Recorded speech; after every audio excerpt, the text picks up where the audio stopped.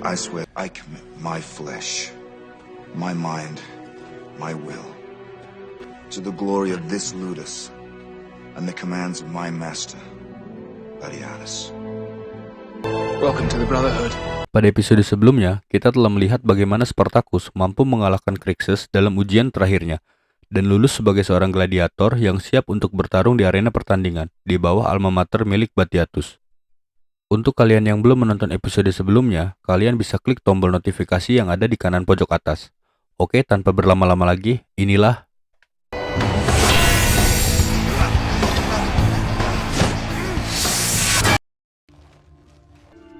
Setelah lulus dari ujian terakhirnya, semangat Spartacus semakin besar untuk menjadi seorang gladiator yang tak terkalahkan di arena pertandingan.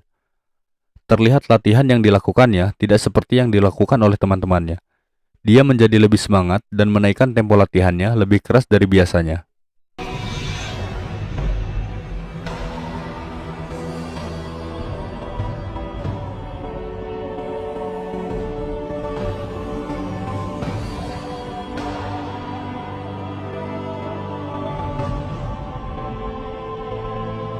Saat ini Spartacus disibukkan dengan latihan dan terus latihan, sampai di mana ketika Spartacus dan teman-temannya sedang berlatih, datanglah Doktore yang ditemani oleh Asur. Doktore mengumumkan akan ada festival Vulcanalia, di mana Batiatus telah memutuskan 20 petarung terpilih yang akan mengikuti festival tersebut. Attend! The Vulcanalia is announced. Dominus Batiatus has seen fit to fight 20. Dalam festival itu, ada dua jenis pertarungan yang akan diadakan. Pertama, pertarungan biasa yang akan diikuti oleh 8 orang pasangan yang dimana mereka akan saling bertarung hingga menyisihkan satu petarung terbaik. Kemudian di puncak acaranya akan ada pertarungan kedua, yakni pertarungan utama dan sangat bergengsi, di mana dalam pertarungan ini, Batiatus akan menentukan petarung andalannya dari 20 orang tersebut dan yang akan menjadi lawannya pun akan diumumkan kemudian. 8 pairs to follow. 2 of our finest to meet in the arena. After which, your master will present his primus at this year's Vulcanalia. Setelah Doktore selesai dengan pengumumannya, akhirnya Spartacus dan rekan-rekannya kembali untuk melanjutkan latihannya. Namun tidak demikian dengan Crixus. 2 orang penjaga menghampiri Crixus dan mengatakan bahwa Lucretia memanggilnya. You're summoned. Akhirnya Crixus pun pergi dari tempat latihan dan menghadap sang Domina. Domina awaits. Sesampainya di tempat keberadaan Lucretia, ternyata tidak disangka selama ini Crixus adalah selingkuhannya. Selain menjadi petarung andalan suaminya, Crixus juga sudah lama menjadi pemuas nafsu dirinya. Dan akhirnya, mereka berdua pun asyik melakukan hubungan terlarang ketika Batiatus sang suami tidak ada di Ludus. Sementara itu di tempat lain, Spartacus dan rekan-rekannya sibuk latihan untuk mempersiapkan festival yang sebentar lagi akan digelar. Dalam latihan tersebut, Doktore mengajarkan bagaimana caranya menyerah karena menurutnya tidak semua petarung harus berakhir dengan kematian. 2 fingers. A sign of surrender. Not all contests end in death. Namun Spartacus mengatakan kepada Varro, apa yang dikatakan Doktore bukan merupakan sumpah yang diambilnya pada saat malam kelulusan. The oath I swore to this place did not include begging. Celetukan itu terdengar oleh Doktore, hingga akhirnya mereka berdua pun dihukum. To the hole! Both of you! Mereka dijebloskan ke dalam lubang yang penuh dengan kotoran. Varro tidak berhenti menyalahkan Spartacus karena berkat ocehannya mereka berdua mendapatkan hukuman. What I perceived as courage in you reveals itself foolishness. Perhaps I spoke out. Apologies. Malam pun tiba dan hukuman mereka pun berakhir. Ketika mereka sedang membersihkan badannya, tiba-tiba Doktore datang dan mengumumkan siapa saja yang akan mengikuti festival Vulcanalia. The pairings of the Vulcanalia have been decided. Doktore mengumumkan bahwa Batiatus telah memutuskan yang akan menjadi petarung utamanya adalah Crixus, petarung yang tak terkalahkan dari Capua. Crixus, you will honor the house of Batiatus by fighting in his primus. Semua orang ingin berhadapan dengan Crixus termasuk Spartacus. Namun tidak diduga yang menjadi lawan Crixus adalah Nes. Who will challenge me, Doktore? Gnaeus, a man of skill and dedication. At last we meet, brother. Sedangkan Spartacus harus berhadapan dengan Varro, sahabatnya sendiri. Did you gain position? We're set to fight each other at the beginning of the games. Terlihat Spartacus sangat kecewa dengan hasil keputusannya. Dia sangat ingin melawan Crixus di pertandingan utama dan bergengsi. Bukan hanya hadiahnya yang jauh lebih besar, namun Spartacus tidak ingin berada di pertarungan pertama yang dianggap merupakan tempat bagi orang-orang lemah. The first match. The thought of the meek and insubstantial. Akhirnya Spartacus dan teman-temannya pun mulai berlatih untuk mempersiapkan festival Vulcanalia yang akan diadakan esok hari. Spartacus tidak ingin kesempatan melawan Crixus lewat begitu saja. Oleh karena itu, ia memikirkan segala cara agar bisa berhadapan dengan Crixus. Pada saat berbincang dengan Varro, tidak sengaja dia melihat Nes yang akan menjadi lawan Crixus sedang berlatih dengan jaringnya. Mulailah terfikir oleh Spartacus untuk memprovokasinya. I long to see you in the arena with your fearsome net, like a young, wet girl. Ternyata cara itu berhasil. Genes terprovokasi dan mencoba menyerang Spartacus. Namun Spartacus cepat menghindar sehingga Nes menghantam sebuah patung kayu dengan cukup keras. The sun has made Gnaeus mad. Alhasil dia terluka cukup parah dan dipastikan tidak dapat mengikuti pertandingan esok hari. Spartacus berhasil menyingkirkan Nes yang akan menjadi lawan Crixus sesuai dengan harapannya, dan peluangnya untuk melawan Crixus pun menjadi terbuka lebar. Dan malam pun tiba, Batiatus mengadakan acara di ludusnya dan mengundang tamu-tamu terhormat. Batiatus memamerkan para petarungnya yang akan bertanding dalam festival Vulcanalia besok. Di antara tamu-tamu tersebut, ternyata Lytia istri Gleber pun hadir dalam acara itu. Lytia dan para tamu undangan sangat senang dan takjub melihat para petarung milik Batiatus yang sedang dipamerkan. Hingga tibalah di mana Batiatus mengumumkan petarung utamanya. Dan benar saja, nama itu adalah Crixus. Now marvel at the announcing for tomorrow's Primus.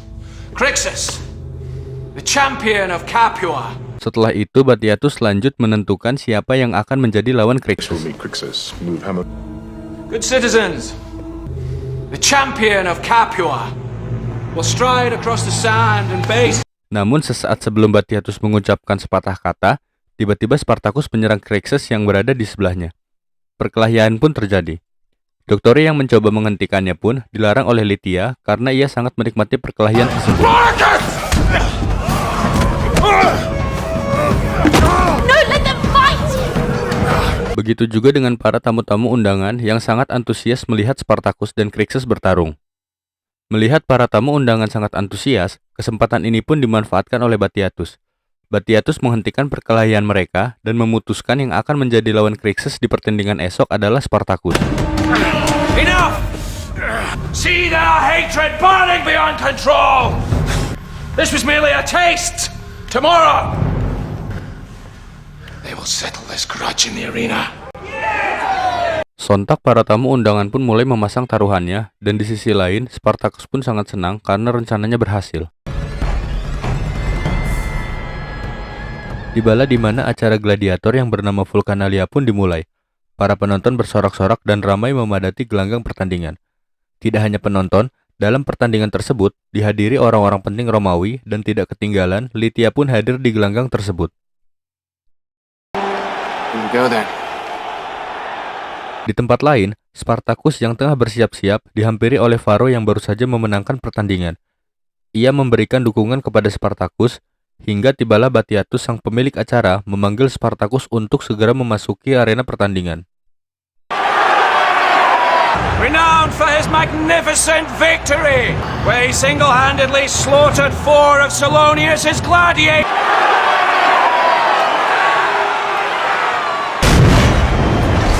The old Spartacus! Gemuruh penonton sangat keras terdengar memanggil nama Spartacus yang menjadi bintang di arena itu. Kemudian Batiatus pun memanggil Crixus. The marvel before you needs no introduction! The champion of Capua, Crixus!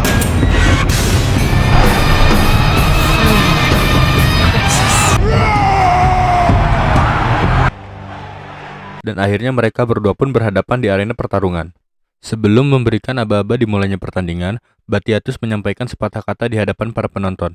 Namun ketika Batiatus sedang menyapa para penonton, tiba-tiba Spartacus langsung menyerang Crixus dan tanpa aba-aba dimulailah pertarungan mereka.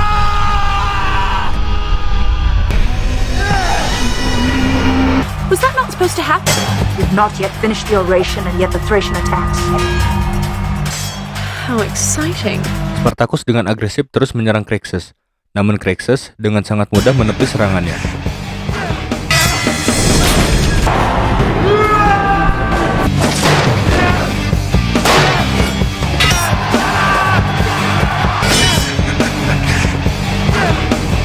Setelah terus meladeni serangan Spartacus, saatnya untuk Crixus menyerang balik.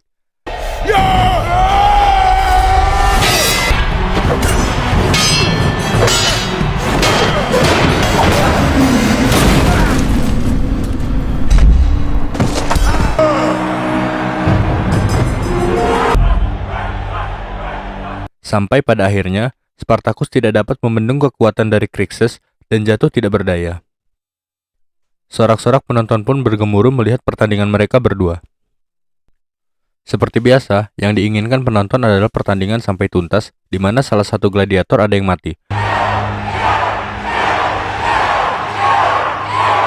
Namun sebelum Crixus memenuhi keinginan penonton dan siap untuk menghabisi Spartacus, tanpa diduga, Spartacus mengingat apa yang pernah diajarkan oleh Doktore yang diremehkan olehnya. Di mana pada saat itu, Doktore berkata, 2 fingers. A sign of surrender. Not all contests end in death. dan akhirnya dengan rasa malu, Spartacus pun mengangkat tangannya dan menandakan dia menyerah. Melihat apa yang dilakukan Spartacus, Batiatus pun berdiri dan meminta Crixus untuk tidak membunuhnya. Spartacus fought well.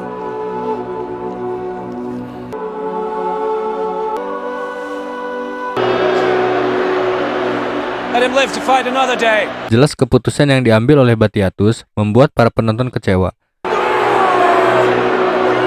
Tidak hanya penonton, tamu kehormatan termasuk Lytia sangat kecewa dengan apa yang dilakukan oleh Batiatus. He lives. How disappointing. Pertandingan pun akhirnya dimenangkan oleh Crixus bintang Capua, dan Spartacus harus menerima kenyataan bahwa kekuatan Crixus masih jauh lebih besar dibandingkan dengan dirinya.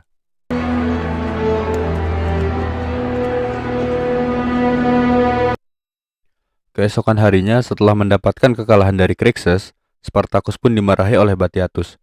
Batiatus merasa dibodohi oleh Spartacus karena dia memaksa dengan berbagai cara untuk melawan Crixus di pertandingan pertamanya. Sehingga ia mendapatkan kekalahan dan membuat malu Batiatus di hadapan penonton dan para senator. Your first contest with Crixus, the champion of fucking Capua. Yet you dishonor me. Kekalahan Spartacus jelas membuat Batiatus kehilangan banyak uang dan mendapatkan kerugian yang cukup besar. Akhirnya, Batiatus memiliki rencana untuk mengirimkan Spartacus ke lubang neraka, tempat paling rendah dalam dunia gladiator, di mana mereka akan bertarung tanpa aturan dan tanpa kehormatan. Spartacus wajib memenangkan semua pertandingan dan menghasilkan banyak uang di lubang neraka untuk mengganti semua kerugian yang Batiatus alami. Realize the mistake in it. There must be a way for me to fight. Only one. Fight there and survive, and you will fill both our hands with coin. In a place where you needn't follow rules because none exist. The pits of the underworld. Batiatus mengatakan kepada Spartacus, jika ingin menemui istrinya, ini adalah kesempatan terakhir. And you may yet feel your wife's touch again. Akhirnya Spartacus dan Batiatus pun menuju ke tempat terkutuk itu. Tak lupa ia membawa ajudannya Barsha untuk berjaga-jaga dari hal-hal yang tak terduga, dan Asur sebagai joki taruhannya. Spartacus tidak sendirian. Kerza pun akan bertarung di tempat itu. Batiatus membawa Kerza sebagai hukuman atas kekalahannya di Vulcanalia tempo hari. Namun sayangnya, Kerza harus mengalami kekalahan dan tewas di tangan lawannya dengan cara yang sangat brutal. Sementara itu, Spartacus tengah menunggu giliran tampil dalam pertarungan yang sangat buas seperti binatang itu. Dan akhirnya tibalah giliran Spartacus untuk membuktikan kehebatan dan merasakan keganasan para petarung di tempat jahanam tersebut.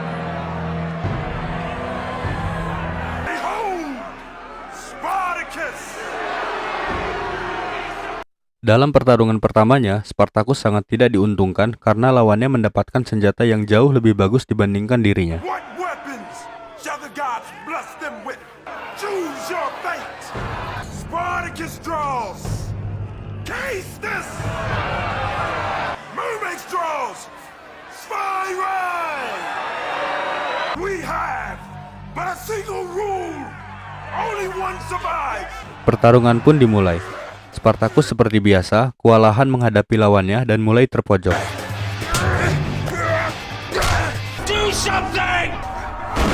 Namun, Spartacus mampu bangkit dan membalikan keadaan. Akhirnya lawannya pun tewas dan Batiatus pun sangat senang karena dia berhasil mendapatkan pundi-pundi uang dari hasil taruhannya atas kemenangan Spartacus.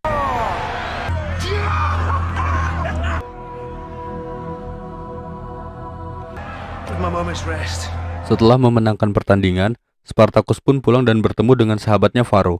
Ketika ingin beristirahat, Spartacus dihampiri oleh salah seorang gladiator dan mengatakan dia tak pantas tidur di sini karena telah mencoreng nama baik Ludus dan kehormatan para gladiator, karena telah bertarung di lubang neraka yang tak terhormat dan tak bermartabat. He stays. He wakes beside Cursor in the afterlife. This is where gladiators sleep, not dogs. Mendengar hal itu, sontak Varro pun bangun dan menatap orang tersebut. Seketika orang itu pun kembali ke tempat tidurnya tanpa berkata apa-apa. Keesokan harinya, karena keadaan ekonomi di Ludus milik Batiatus sedang mengalami masalah ekonomi yang sulit, akhirnya Lucretia hendak menjual perhiasannya di pasar kepada salah seorang pedagang perhiasan. Dan ternyata, Solonius pun berada di sana dan menghampirinya. Lucretia yang kaget karena tiba-tiba bertemu dengan saingan suaminya tersebut, akhirnya mencoba bersikap dingin untuk menutupi rasa malunya. Dan akhirnya, Solonius yang merasa tersinggung oleh sikap Lucretia, menyindir tentang suaminya yang mengikuti pertarungan di lubang neraka yang sangat rendahan dan tidak terhormat. Beloved Ovidius mentioned something about fighting as men in the pits.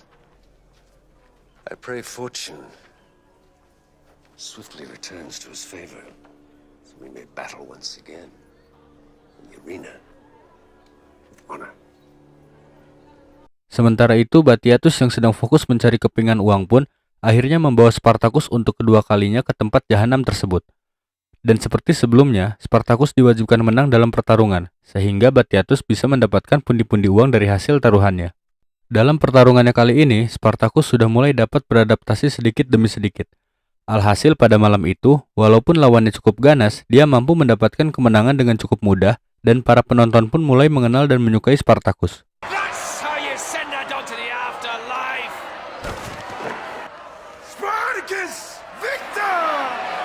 Di tempat lain, Crixus yang baru selesai bersih-bersih dihampiri oleh penjaga dan mengatakan dia ditunggu oleh seseorang. Crixus, you are summoned. Ternyata orang tersebut adalah asisten pribadinya Lucretia. Ia menghampiri Crixus untuk menjelaskan mengapa ia menolak perhiasan pemberian Crixus tempo hari. Setelah menjelaskan, Crixus pun dapat mengerti dan memahami. That it is impossible for me to keep it regardless of desire. Did you think she would not notice? There is nothing in my possession that was not given to me by Domina. I misunderstood your meaning. Ternyata orang yang selama ini dicintai oleh Crixus bukanlah Lucretia, melainkan dirinya yang merupakan asisten pribadinya Lucretia. Sementara itu, Batiatus yang ditemani oleh Asur, joki taruhannya, sedang menghitung pundi-pundi uang yang didapatkan dari lubang neraka. Kemenangan demi kemenangan yang diperoleh Spartacus perlahan mampu membantu menaikkan ekonomi Batiatus. Namun tiba-tiba, Lucretia datang dan menceritakan bahwa ia dipermalukan oleh Solonius, rival suaminya tersebut, ketika hendak menjual perhiasan untuk kebutuhan Ludus. Solonius knows of your activities in the pits. Let their tongues wag. The winnings will return this Ludus to solvency, and we'll have at Solonius and all the shit-eaters. Hari pun berlalu dan ternyata Batiatus tidak menghiraukan ocehan Lucretia. Ia berniat untuk kembali lagi ke tempat terkutuk itu. Namun sebelum menuju ke sana, Spartacus mengatakan kepada Batiatus untuk memasang taruhan yang cukup besar, tapi bukan untuk kemenangan dirinya. Karena ia mendapatkan mimpi bahwa sang istri membutuhkan pertolongan dan Batiatus harus segera menemukannya. Then bet everything you have against me. What's to keep me to this bargain once your blood is spilled? Honor. If you will hold to wrest my wife from the Syrian with a piece of it, and the promise of vengeance from the afterlife. If if you betray it. Spartacus akan mengorbankan hidupnya dan Batiatus pun akan mendapatkan keuntungan yang besar atas kematiannya. Namun setelah itu, Batiatus harus berjanji untuk langsung menyelamatkan istrinya. Mendengar hal itu, Batiatus pun setuju. Ia akan langsung mencari dan menemukan istrinya setelah pertarungan malam ini. Deal is struck. Finish preparing him. Malam pun tiba, Spartacus sudah berada di lubang neraka untuk pertarungan terakhir dalam hidupnya. Behold, Spartacus! Kali ini yang menjadi lawan Spartacus adalah Ixian, petarung yang sangat buas dan brutal. Namun, Spartacus tidak gentar sedikit pun menghadapi petarung yang pernah menghabisi Kerza tempo hari. Akhirnya pertarungan pun dimulai. Benar saja, Ixian sangat beringas. Terlihat Spartacus langsung terpojok dan tersungkur di buatnya. Ketika Ixian hampir menebas Spartacus dengan kampaknya, Spartacus melihat di barisan penonton ada dua orang yang ingin menghabisi Batiatus. Sontak ia mencegah dengan berteriak. Dan Barcia pun yang mengawal Batiatus langsung merespon, menghadang dan menghabisi orang tersebut. Spartacus yang tidak sadar dirinya memiliki kesepakatan dengan Batiatus harus mati pun terbangun dan langsung mengambil kampak. Seketika Ixian pun ditebas dan tewas oleh Spartacus. Kampak yang masih berada di tangannya langsung dilemparkan dan tepat mengenai orang yang ingin melukai Batiatus. Akhirnya Spartacus pun memenangkan pertarungan dan Batiatus pun selamat dari kematiannya sehingga Lucretia tidak jadi janda malam itu. Mayat dua orang yang ingin membunuh Batiatus pun akhirnya dibawa ke Ludus dan diperiksa oleh Asur. Keduanya ternyata adalah seorang budak yang dikirim oleh seseorang untuk membunuh Batiatus. Ini terlihat dari tato yang berada di tubuh mereka. Your flesh carries a brand, Dominus, but certainly the mark of a slave. I wish to have words with him.